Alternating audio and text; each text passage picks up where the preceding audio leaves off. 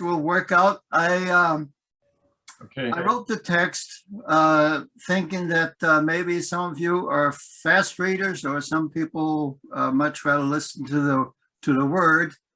But in any case, let me make sure that we only go one slide at a time. Says, you thought that many lovely dahlias you see in nurseries today must have been originated by the Dutch races, since the advertising and colorful displays reflect the enterprising nature of mass marketing. The vast majority of dahlias in stores these days are indeed produced and then sold worldwide. The flower industry in Holland does indeed dominate. Of the 80+ varieties that you generally find in those packages, the Dutch growers harvest nearly 1 million plants of each variety, but only a few commercial growers in Holland actually hybridize and introduce new varieties. Here's one at Verweer. His brother Cees raised many dahlias on their large property in Lisse. Their own introductions are all trademarked to protect the ownership. You may have seen some names beginning with Karma, Gallery, Melody, or Happy. They are all trademarked, and they're popular and they're reliable varieties for specific locations or as container plants. The art, for example, focuses on short-growing dahlias. Here is dark foliage dahlia that you see, and that's always a very popular choice for some of the gardeners.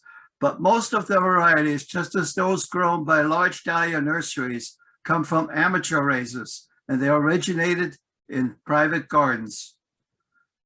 Many of these dahlia lovers enjoy hybridizing new forms of color breaks. Since these seldom are protected by trademarks, anyone wishing to go into commercial production needs to take advantage of market scarcity and sell those introductions with care. Usually, growers will get the most benefit, the financial benefit, the first year they introduce it. After that, especially for the American experience, too many growers are raising and hybridizing, or rather multiplying dahlias vegetatively.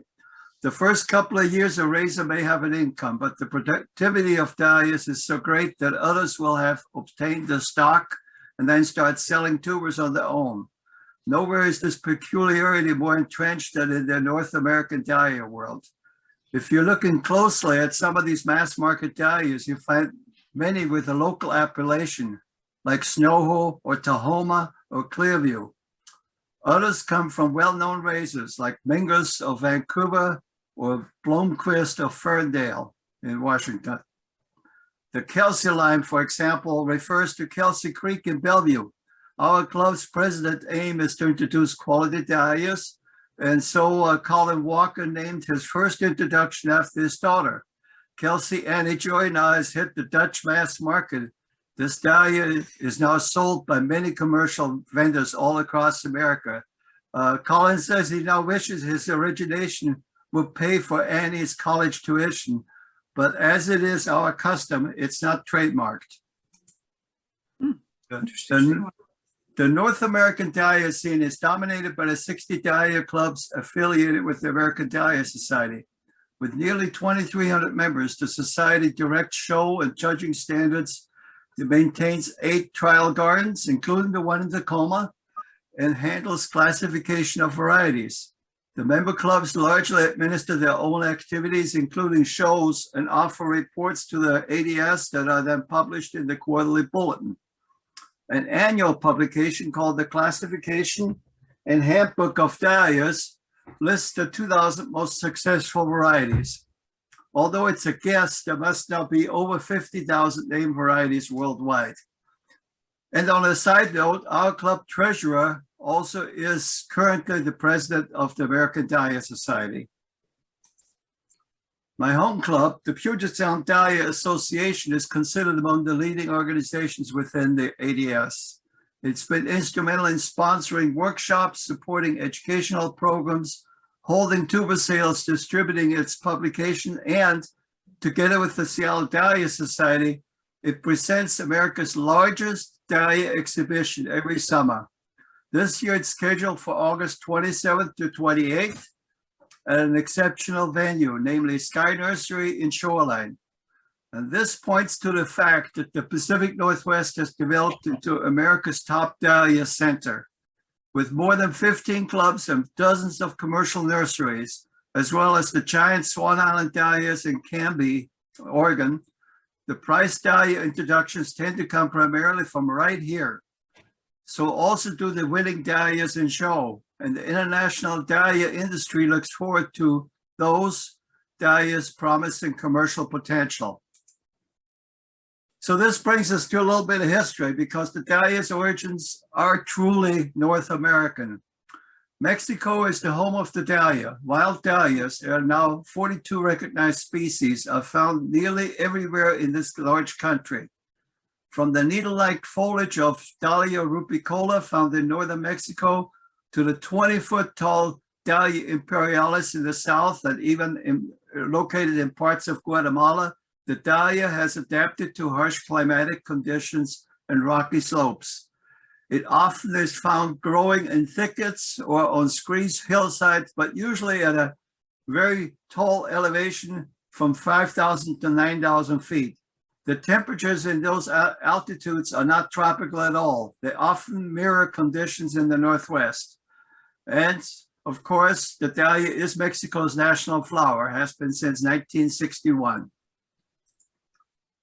The most prevalent species in Mexico is Dahlia coquinea. It's found in most Mexican states and at various elevations. You can see 3 variations here. The species comes in a color range from pale pink to dark red. Dahlia coquinea also is the parent of all the dahlias you see in shows and in gardens. The other parent is Dahlia sorenseni, and it provides the white, lavender, and purple colors. So out of 42 varieties, all the dahlias you see are linked back to only 2 varieties.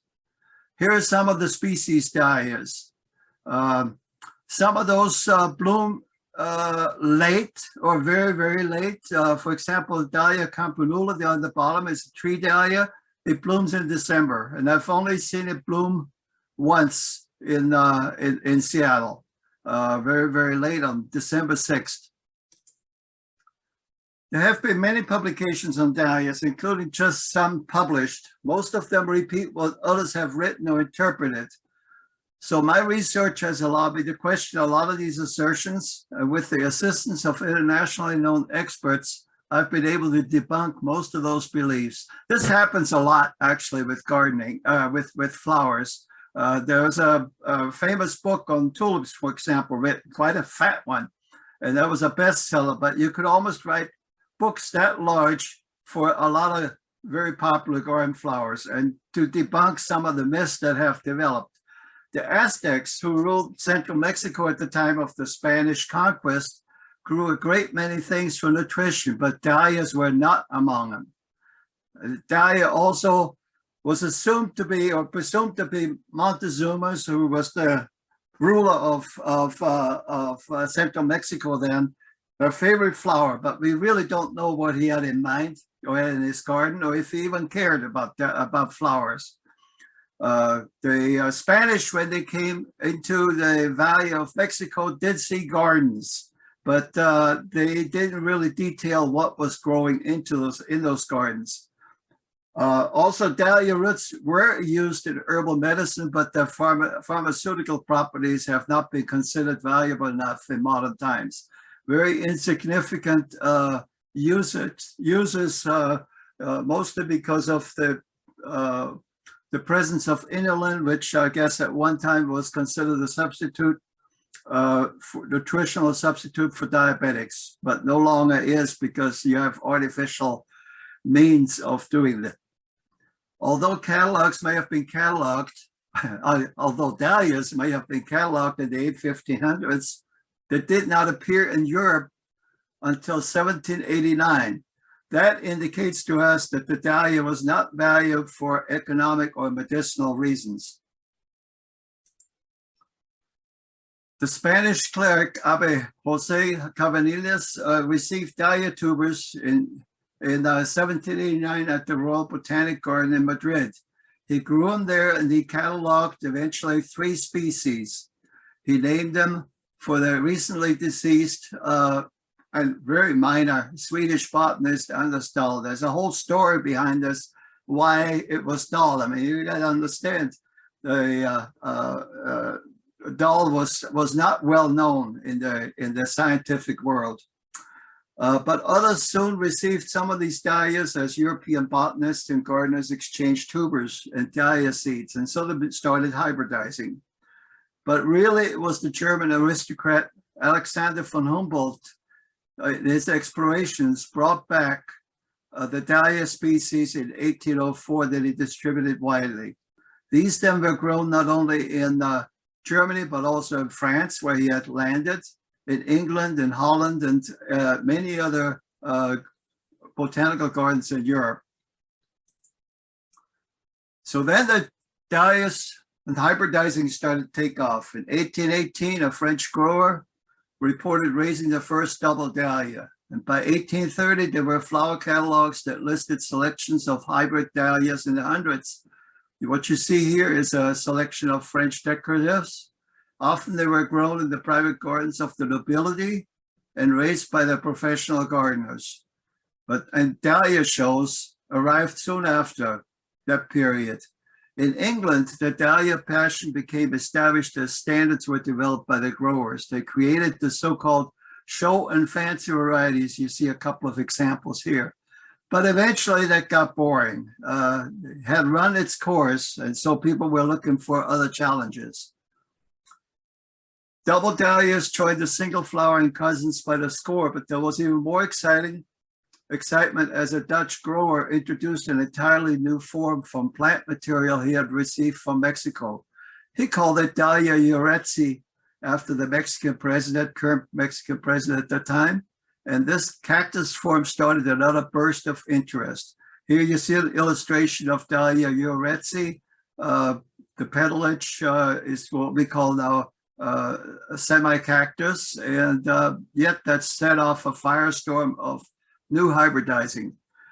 Little of that dahlia craze had reached America's shores. Gardeners in those frontier days cared more for growing vegetables and fruit, with some common college gardens flowers cultivated as embellishment in American gardens.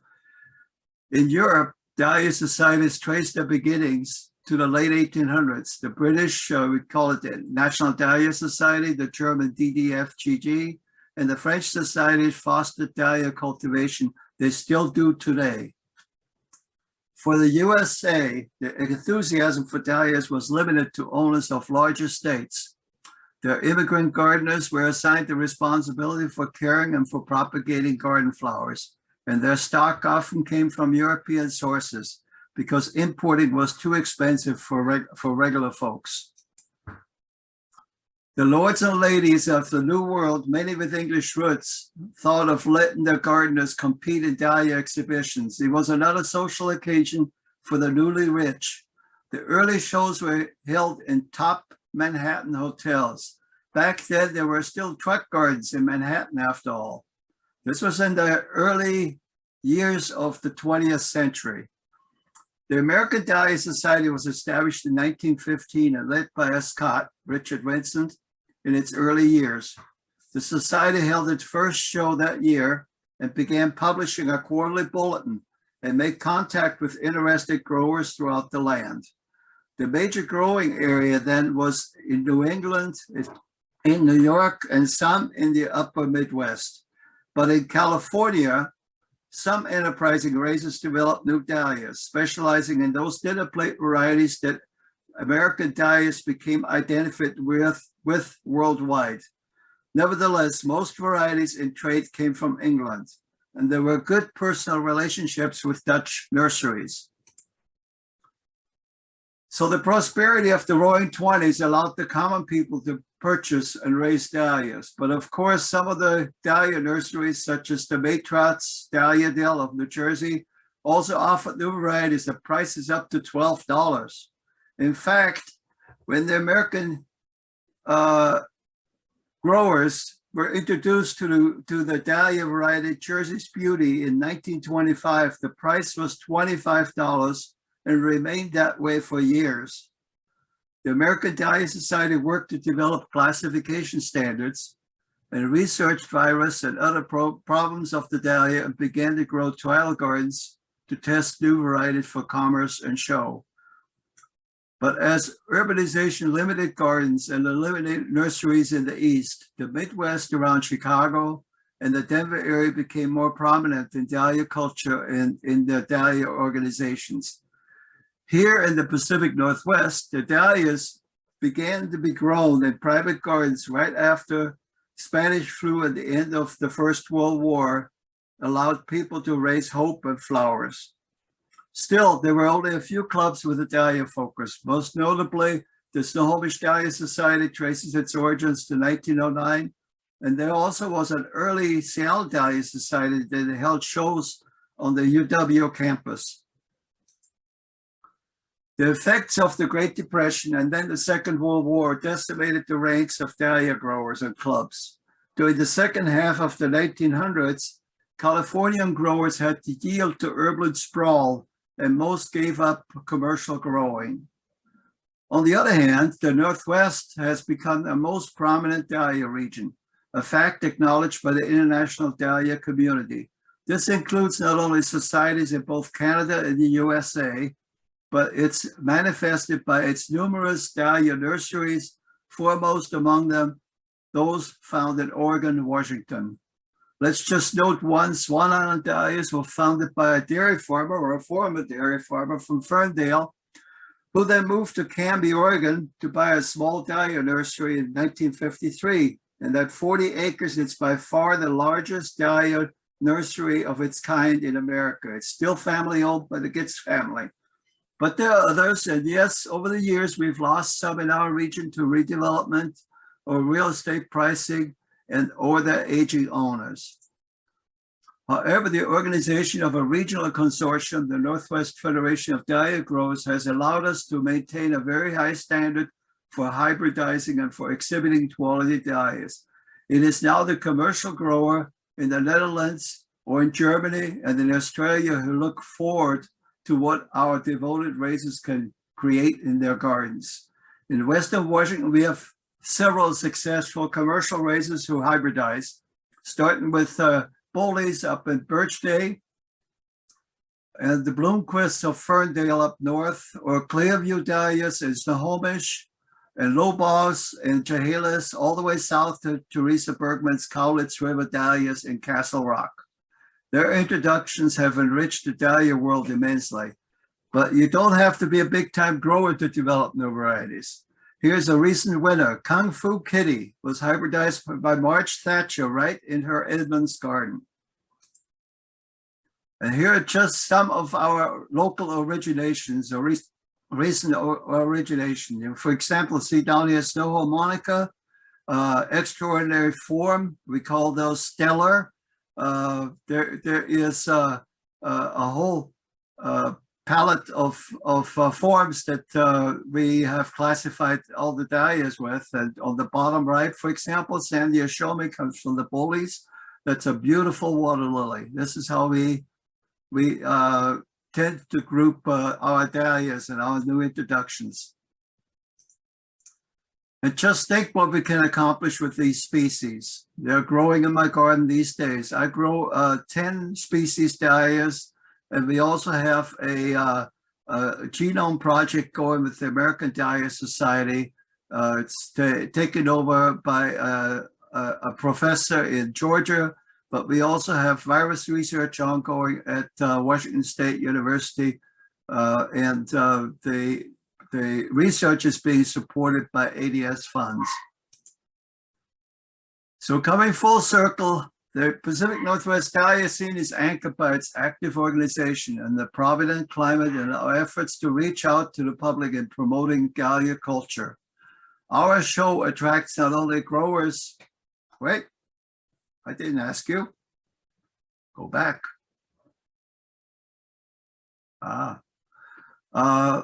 Didn't touch it, but also we also have visitors from all across America from abroad going to our exhibitions. Here, the president of the Mexican Dahlia Association, Lupita Trevino stands for Professor Jose Munoz, who is the botanist at the University of Chapingo in Mexico, as they visit our area shows and gardens. We maintain very close relationship with societies here and elsewhere and welcome the ongoing interest.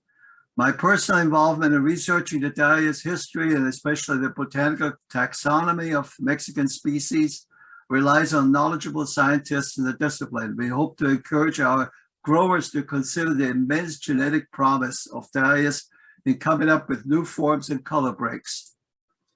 So I thank you. I have here just a small assortment of our many publications. The Puget Sound Dahlia Association has published Dahlias of Today. I've been one of the contributing editors since it's in its 40th year. But the other thing I wanted to say is thank you very much. I'm going to ask you to consider giving me some questions or some experiences, and certainly I would invite you to visit our show in August. I think we're done.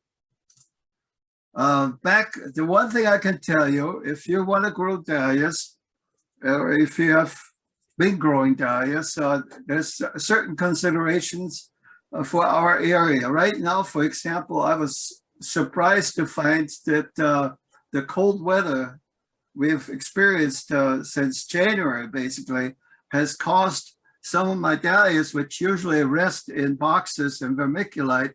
They usually in March, I can take them out, and usually there's a start, and sometimes even bigger starts of growth. Not this year. This year, I was surprised to find they were still deep asleep, and in fact, I've potted up all my dahlias. They're in the greenhouse, they have bottom heat, and I'm still waiting for them to develop. It's very, very slow. So this is a year when I would not want to plant dahlias much before Mother's Day. So this is something to consider, because the dahlias don't actually die if you leave them in the ground and it freezes. They die because we have wet and cold springs, and that's where you lose them. We have a booklet out, the Puget Sound Dahlia Association, on their website, and you can order these. These are $5. I gotta tell you, this is in its 4th edition. We are thinking of printing a 5th edition updated, and this is probably the best single source on dahlia growing you can find. And it's a whole lot cheaper than some of these coffee table books you find on dahlias these days, which have great photography, but don't have much more good advice for our region. So I'm welcoming your questions, and I hope anyway that I have served your interest in dahlia growing. Thank you so much, Martin. I see a few questions on the chat. Are you able to see those? Oh yeah. Well, the dahlia, purportedly, the dahlia was called Acococitl. And in fact, the Mexican Dahlia Association, I'm looking around for it. Mexican Dahlia Association is Asociación Mexicana de Dahlia y Acococitl. There is something controversial about this because there are several other plants, several flowers that have that same name. The Aztecs were not too particular about that, but in any case, yeah, if you get on the website of the Mexican Dahlia Association, you can have the proper spelling of that name. Is there a tuberous, a species dahlia? Okay, a species dahlia is a wild dahlia. So Mexico has 42. In fact, thanks to Mexican botanists, we upped the number from 37 to 42 because they found some dahlias in sometimes very secluded places that were distinctly different.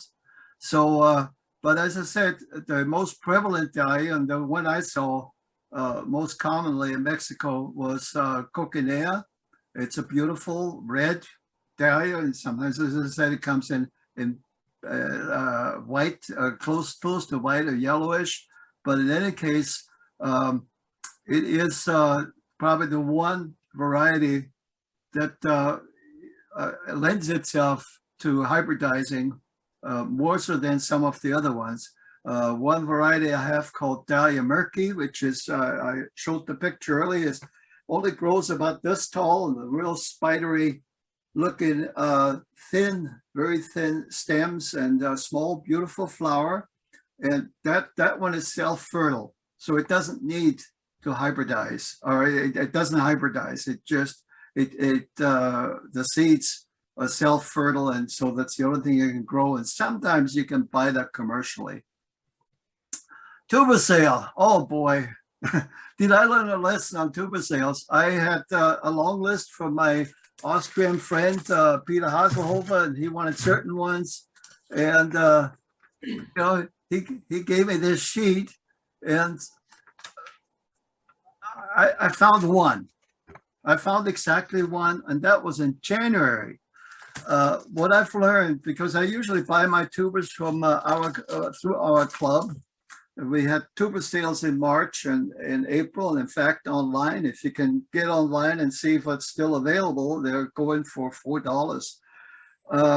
Most of the tuber sales are happening right now, but elsewhere, there's one, I think, in Whatcom County this weekend or so on. So unless you're willing to travel there, it's very difficult. And most of the clubs have sold out. Most of the commercial races have sold out. There is a website called dahliaaddict.com. A lady had developed that in California 3 years ago, and I kind of ignored it, and I find it extremely useful. She lives in Northern California. Now, I don't know how many dahlias she grows at home, but in any case, Dahlia Addict, you can search by name. You can search by the growers, or rather by the commercial gardens. What I found is in many cases, they were almost sold out in February and early March. I mean, it was very, very difficult. I just happened to get on a website of a local club, a local supplier, and it's been a long time that I ordered anything from them, but I got that just an hour ago, and they're really good dahlias.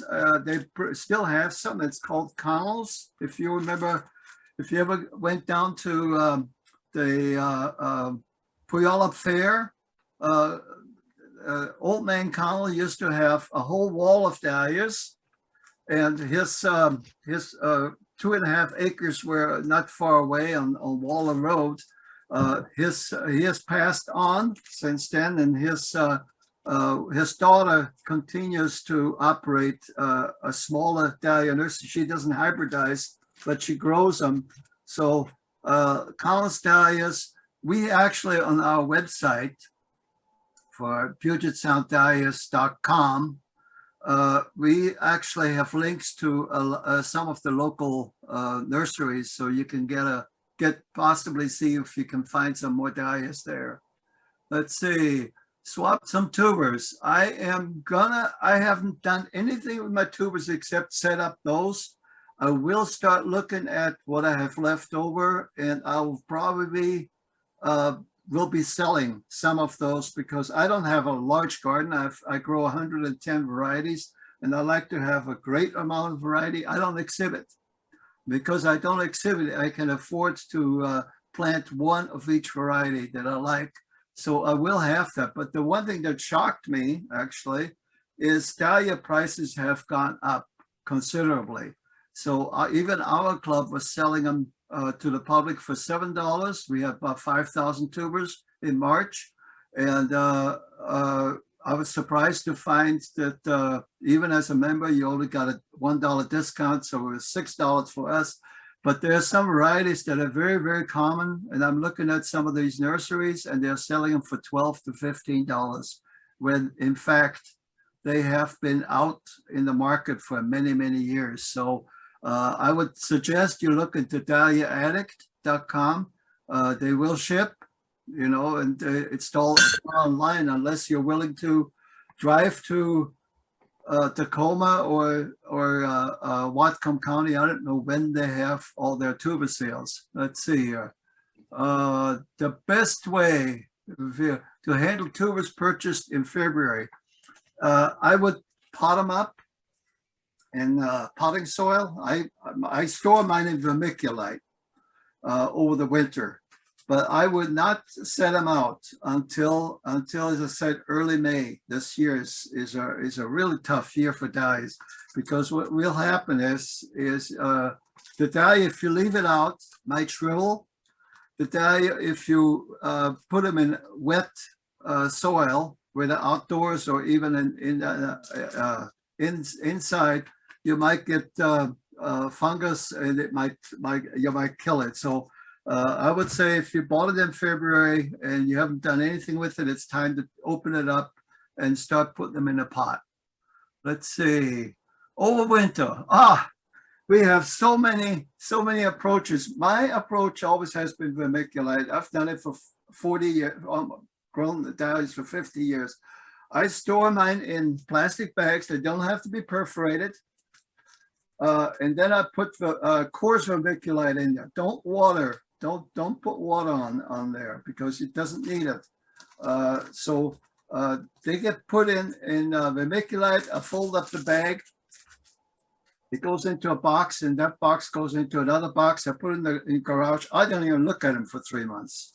There are others who recommend that you put them in sawdust, or our club does it in cedar shavings. There's even kitty litter some folks have, and then there's more esoteric ones, like, for example, some folks were waxing their tubers. Other folks do wrap them in saran wrap, tightly wrapped. I think that's kind of dangerous, personally. So we do have several approaches, but the fact is there's no unanimity on how to store. The only thing I can tell you, absolutely guaranteed, store them as cool as possible without freezing. I got a couple of members who store them in an old refrigerator. They put a block of ice in there. I don't know how long that block of ice lasts, but in any case, they store them there. Dahlias need to be stored between 35 and 45 degrees. And anything above 45 just invites botrytis or mold. So let's see. Yes, you got the Dahlia Addict here. Fertilizer. Oh, that's another discussion. I hear some of the really good long-term dahlia growers say, I never put any fertilizer in until June. On the other hand, I use 5-10-10 when I plant, and I found a new change in my orientation through the discussion with one of our senior growers, Dick Parshall, who grows Clearview dahlias. And he says, you know, actually the tuber will lay there and set up a shoot, but in fact, the new growth, the new tubers will come up above, not below. So what you want, he says, you don't want to put the 5-10-10, or if you use any fertilizer, don't want to put it underneath. What you want to do is put the tuber down into the hole, and then sprinkle some granular fertilizer on top, or avoid it altogether and start using liquid fertilizer in June. I grow mine, I use a post hole digger to get mine into the ground, and I put mine only about 4 or 5 inches down, and then barely cover them with soil. Why? Because it keeps the soil around the tuber a little bit warmer than the surrounding area. So it's not a good idea to bring them down too low, too deep. I talked to a lady years and years ago, and she lived in on Whidbey Island, and she says, well, my soil is all sandy, totally sandy. And so she says, I dig mine 6, 8 inches down. And I said, well, you're probably fortunate because you have a sandy soil. The moisture will dissipate real quickly through there, so you don't have that problem. And so she leaves them in the ground year round. What do we have? Saran wrap. Why do I think saran wrap is dangerous? Well, the simple reason is because if you wrap a tuber tightly, there is no way to wick away any moisture that the tuber may develop. I actually have a good example right here. I had thought I'd purchase some dahlias from my friend in Austria. This is the Puget Sound. We just started packaging and putting color pictures on there. It's the Puget Sound packaging this year. And I thought I was doing really good looking at the tubers because I was able to actually buy my tuber sales. And within about 5 or 6 days, I noticed a slight amount of moisture over here. And I said, oh. And sure enough, this is a dead tuber. This is not useful. In fact, the neck is now soft. And so I just wasted $6 on those. But that's why you want to be able to observe, look at the tuber packages and see if it's a healthy tuber. What you want is some growth by now. I don't know if you see, sharpen up, but it's a very tippity top. There's some growth. And the thing is with the Dutch tubers, the mass marketed tubers, they come in bags.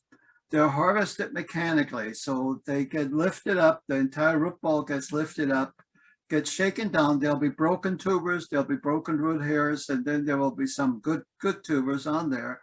And you have to cut all the bad stuff off. What they don't do is inspect, even though they claim anyway that everything is properly inspected. But one thing I found, and I wrote an article in this year's Dahlias of Today, is a lot of folks, especially on Facebook, were telling me about gall. I've only encountered crown gall once with in the 50 years of growing tubers. Crown gall is produced by a bacterium, and the bacterium actually inhabits the soil as well. But it's not just crown gall, which is very noticeable because it's like a big tuber on the your root, but also the leafy gall. The leafy gall is produced by another bacterium, and that one produces many small shoots that don't get very large. They stay there. We have been experiencing that with the Dutch grown tubers. It may have been just a recent development, or it may have always been there, but I wanted to alert our readers that this is a problem and that the industry needs to take care of it. Let's say digging up dividing tubers. No, if you have, I had a lady a couple of blocks south of here. She's probably passed on by now. She certainly sold the house, but for about almost 30 years, she never dug her dahlias at all. They always came up every year along the driveway. There were nothing to look at, but they would grow about this tall, and they'd bloom, and was nice to look at for a few weeks. And so if you have the right spot for it, if you want to take the chance, you can leave them in the ground. But I would suggest if you leave them in the ground, make sure that the soil is not only friable, it needs to be a sandier soil, and then you can probably get away with it. Because as I said, what kills a dahlia is a wet spring, right? More so than a freeze in winter. Yeah, well, of course, what happens if you leave the dahlias in for more than 2 years, you end up with a root ball that's this big, with a bunch of intertwined small tubers that you have to break apart. So if you don't mind doing it that way, you can certainly leave them in the ground for 2 or 3 years and then dig them up. But it's the same thing with begonias, or it's the same thing with gladiolus in our area. We really need to be mindful of our weather conditions here. best to divide big clumps? Well, there's no gentle way to do it. I use several implements. I use secateurs. Sometimes I have to use loppers. Some folks use bayonet, cleaver. I mean, everything goes. But when you have a large root ball, and that's why we like to divide ours every year, because if you got really good soil, then you end up with a root ball that's easy to divide. So you got this, for example, you got kind of a star shape here. You got to remember one thing, and our good friend here last year didn't do that. Got to remember one thing: your dahlia has to have part of the main stem. He cut everything off here.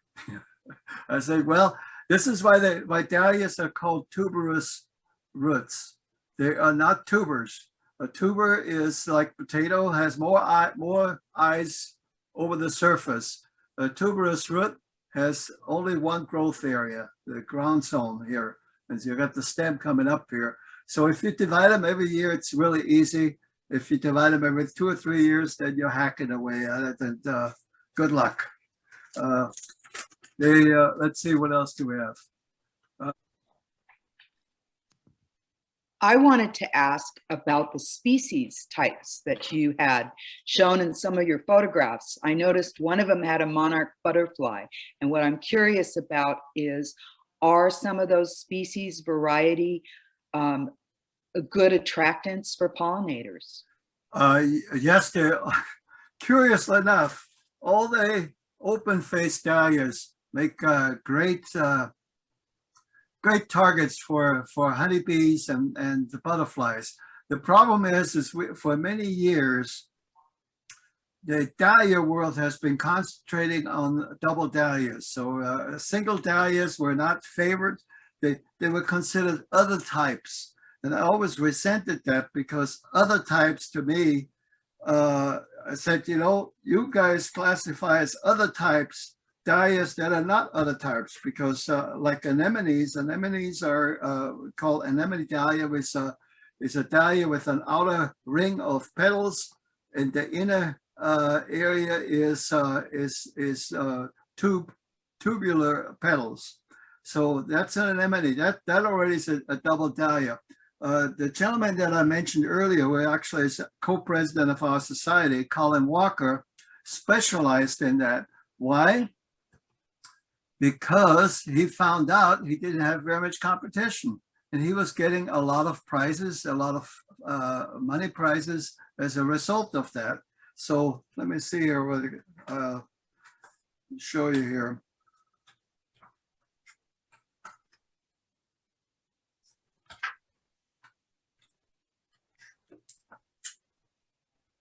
Okay, we have petal formation.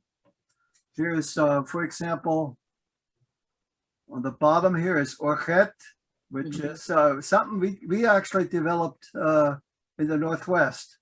Orchid. Over here is an anemone on this side. Up here is an orchid. Hey, we didn't name those things. The French developed orchids back in the early 1900s, and they call them stellar. But then again, we had to go and come up with something different. Stella, and then of course here's collarette, which are very popular. So all these dahlias that are open-faced present little difficulty for pollinators. It's the double dahlias that are so cumbersome to handle, and likewise the dahlia growers are having difficulty because they're hard to get seeds from those double dahlias.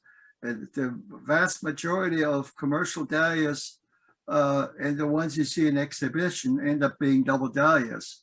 So we would like to get more. I have species dahlias, so if you're interested, I can give you both seeds and tubers. You know, I'm trying to encourage folks to look at species dahlias as potential contributors to the variety of dahlias that we currently enjoy. And the other thing I found out is a couple of these dahlias, species dahlias, first of all, winter over. I got some outside in the greenhouse right now that are kind of that long thing there. That is apiculata, and it will grow once again. So that's one thing. The other thing is I think they might be less susceptible to virus diseases than the hybridized dahlias. We've been hybridizing dahlias for 220 years. And one thing that one of my friends told me, he was a botanist at the University of Vienna, was he says, you know, actually, almost all, if not all dahlias that you see have at least one virus. It's when they have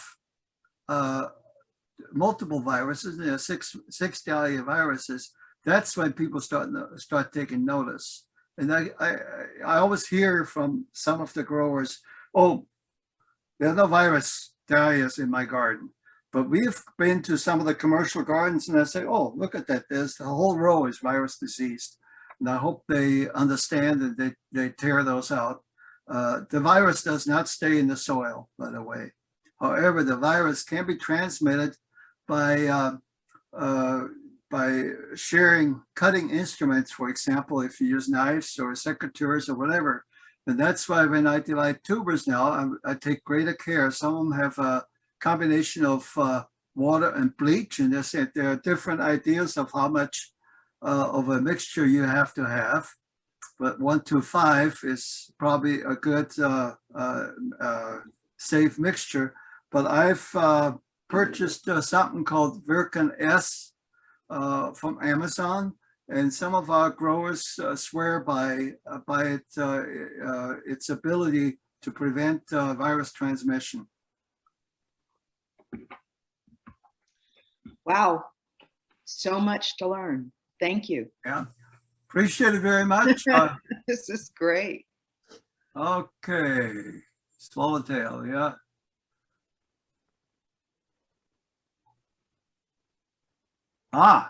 See, my son's an entomologist. He lives in Austria right now, but he got his degrees at Central Washington. Oh. And he specialized in the solitary bees, particularly as you like to have now. The crown bees is one of the places that offers bees kits, and he's trying to do the same thing in Europe. Virkon S, VIRKONS is the solution to sterilize cutting implements. Virkon S, and you can buy a small jar, I guess, of that. I haven't used it yet because I bought it after I put all my dahlias to bed, but I will be using it now. So get it? Should I? Okay. We got that. All right. Anything else? That's it. If you are interested in dahlia growing, I would suggest you get on our website, pugetsounddahlias.com. And there are links. It's the website is under reconstruction or construction. I think we had a board meeting this week, and what I overheard is that we got to get a different red person to do it, because I say do not find it hard to read. But the links are there. You can purchase the book directly there, and we of course will be there on in the last weekend of August again at Sky Nursery, and I will have my booth there, and you can follow up questions at that point. If you're interested in some of the species dahlias, or if you're interested in purchasing some of the dahlias I have, and I still have to look at it, I've got about 550 dahlia tubers, but I'd have to see which ones are viable. By now, I should really know. Then drop me a line and we can work out something. Somehow I gotta make my money back on all the Dahlia purchases I made this spring. Thank you so much. Okay. Appreciate it you. very much. Thank you. Thank you so much. Wow, there's so much to learn, and it's been great. So thank you, Martin, again. All right. All right.